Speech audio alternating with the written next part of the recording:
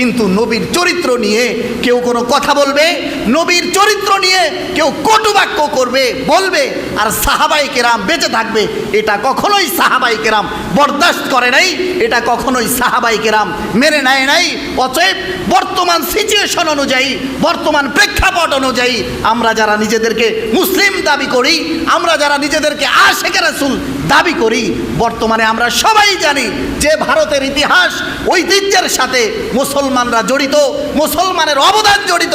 আজকে সেই ভারতে মুসলমানের হৃদয়ের স্পন্দন, কলিজার টুকরা সাইয়্যিদুল মুরসালিন খাতামুন নবিয়্যিন রাহমাতুল লিল আলামিনকে নিয়ে যে বাজারা কটাক্ষ করেছে, নবীর চরিত্রে কালেমা লেপনের চেষ্টা করেছে, যদি তাদের বিরুদ্ধে ভারত সরকার অবস্থান না নেয়, শাস্তির আওতায় যদি না নিয়ে আসে, তাহলে ভারতের বিরুদ্ধে অ্যাকশনের জন্য বাংলার মুসলমান যে যে ভূমিকা রাখার দরকার তাই করার জন্য মুসলমান প্রস্তুত আছে। ঠিক কিনা বলেন?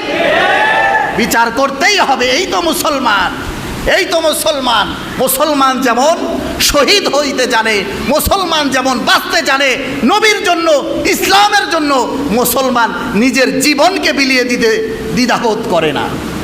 আল্লাহ রাব্বুল আলামিন বলেন, মুসলমানের মূলনীতিটা কি শুনে রাখেন, ওয়ালা তাসুবুল্লাযীনা ইয়াদউনা মিন দুনিল্লাহ ফায়াসুবুল্লাহা আদওয়াম বিগাইরি ইলম।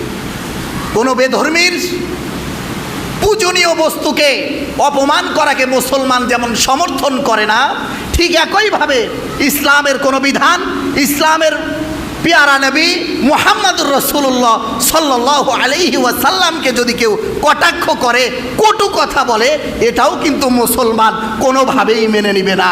মুসলমান জীবন দিয়ে হলেও তাদেরকে ধ্বংস করেই ছাড়বে। ঠিক কিনা বলেন?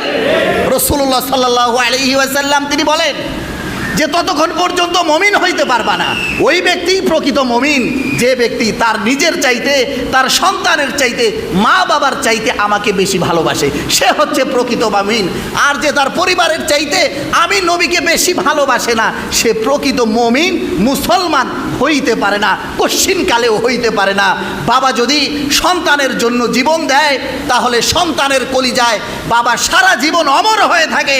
ও মুসলমান, মনে রাখতে হবে, নবীর জন্য, ইসলামের জন্য যদি কেউ জীবন দেয়, গোটা বিশ্বের মুসলমানের কলিজার মধ্যে সে অমর হয়ে থাকে। ঠিক কিনা বলেন? সারা জীবন অমর হয়ে থাকবে। এই জন্য আমার ভাইয়েরা, আশিকে রাসূলের জন্য নাম জরুরি না, আশিকে রাসূলের জন্য কাম জরুরি। আশিকে রাসূলের জন্য কি জরুরি? কাম জরুরি। আপনি যদি কাজ করতে পারেন, আপনার মধ্যে যদি রাসূলের আদর্শ থাকে, আপনার মধ্যে যদি রাসূলের সুন্নাত থাকে, রাসূলের তরিকা থাকে, আপনি স্কুলে পড়লেও আপনি আশিকে রাসূল, আপনার মধ্যে যদি সুন্নাত থাকে, আপনি গার্মেন্টসে চাকরি করলেও আপনি আশিকে রাসূল, আপনার মধ্যে যদি রাসূলের ভালোবাসা থাকে, আনুগত্য থাকে, আপনি রিকশা চালাইলেও আশিকে রাসূল, আপনার পীর থাকলেও আপনি আশিকে রাসূল, আপনার পীর না থাকলেও আপনি আশিকে রাসূল, কারণ আপনার মধ্যে নবীর সুন্নাত আছে। ঠিক কিনা বলেন?